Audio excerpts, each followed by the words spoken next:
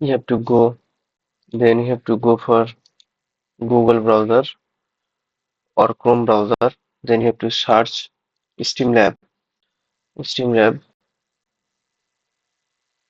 You have to download this by pressing here. Then install this.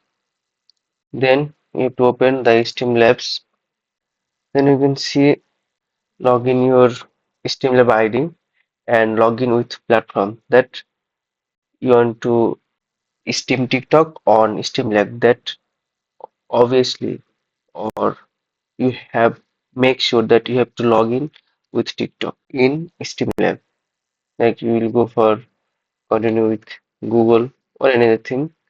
Then when you sign in the Streamlab, then you can easily stream TikTok on Streamlabs. Thank you.